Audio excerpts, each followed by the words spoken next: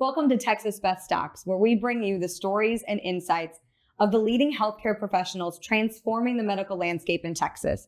I'm your host, Kaylee Pear, and today I am thrilled to have a very special guest with us. Joining me is Dr. Jim Hancock, a decorated board-certified physician and Rear Admiral of the U.S. Navy, retired medical officer of the Marine Corps with over 40 years in the Navy and the Corps Chief for the Navy Medicine worldwide.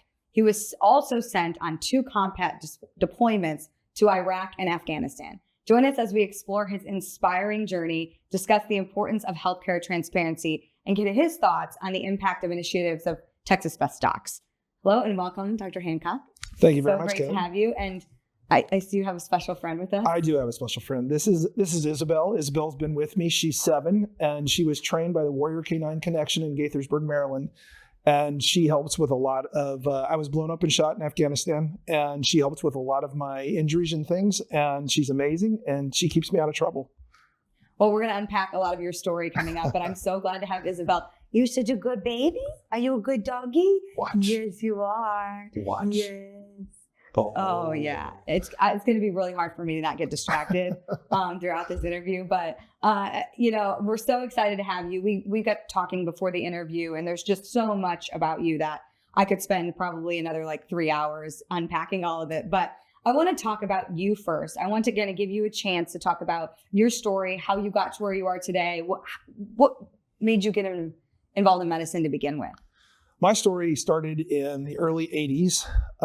I was, a kid from a poor family living in Mill, Illinois, and not going anywhere fast. And I joined the Navy, and I joined the nuclear power Navy. And I rose to the ranks pretty quickly as an enlisted guy. And they felt like, hey, listen, no, you're going to go to the Naval Academy. So next thing I knew, I was at the Naval Academy and had an engineering degree. Since then, I've just had absolutely been blessed. When I was at the Naval Academy, I got hurt. So I wasn't going to be able to, I wanted to go Naval Special Warfare is what I wanted to do, or what I thought I wanted to do.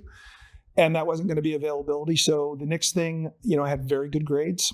And my advisor happened to be the advisor for this new program to allow Academy graduates to go medical school.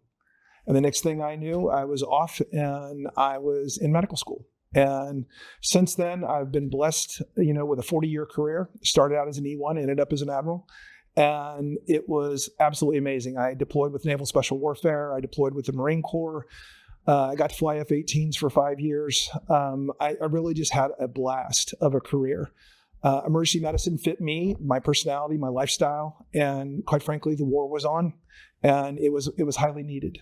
So that's my story in a nutshell. And like I said, I was very blessed with my career. So we have to go back a little bit. Where in small town Illinois were you from? Right in the middle of Illinois, a little town called Eliopolis, Illinois. It's between Springfield and Decatur. You blink and you're by it. Okay, so I'm from Herscher, Illinois, Kankakee. Oh, yeah? Okay. I actually worked in central Illinois for several years, so. Yeah, no, absolutely. I just had to go back there because So I was like, we have a connection. The cornfields. The cornfields, the bean fields. Yep, walking Oh, the yeah. summers Oh, every yeah. summer.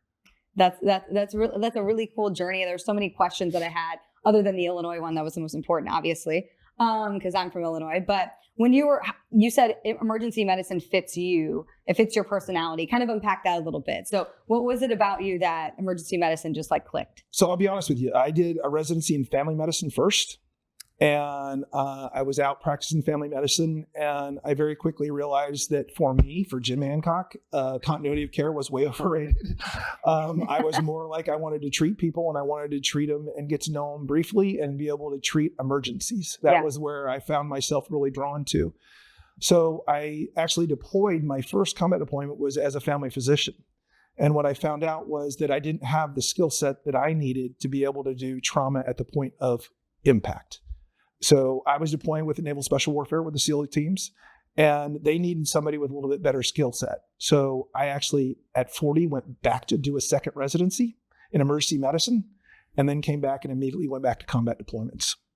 And so so you could hone your tools on, right there, it happened, and you can help immediately. Yep. That has been really what defined my career, whether it was the Expeditionary Resuscitative Surgical Suite that I developed with Naval Special Warfare, or was the mobile trauma base that I developed in Afghanistan.